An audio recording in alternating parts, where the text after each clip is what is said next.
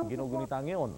Ito ay ang kamatayan ni dating Senador Benigno Ninoy Aquino na ang pagkakapas lang ay nagmulat sa sambayanan upang patalsikin ang diktadorya na nagpanumbalik sa demokrasya sa bansa. Ang ulat na ito mula kay Toby Nebrida. Ginugunita natin ngayon ang isang bayani.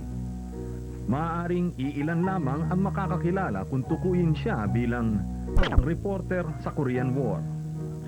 Pinakabatang mayor ng Kamiling, Tarlac, pinakabatang vice-gobernador ng Tarlac at pinakabatang gobernador dito, at pinakabatang senador ng bansa.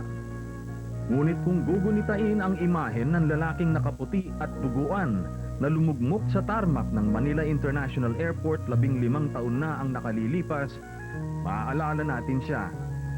Believe me, I said when I tell you that while I have vowed never to enter the political arena again, I shall dedicate the last drop of my blood to the restoration of freedom and the dismantlement of your martial law.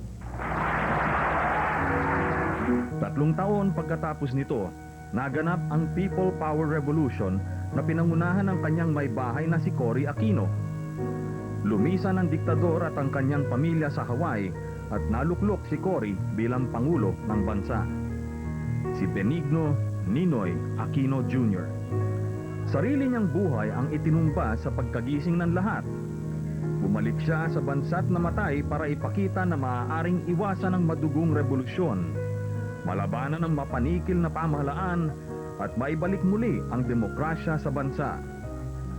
Higit sa lahat, nakita natin sa kanya ang isang bayani na nag-alay ng buhay sa ating lahat para sa kalayaan, hustisya at kapayapaan.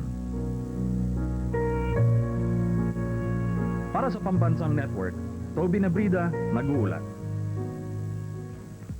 At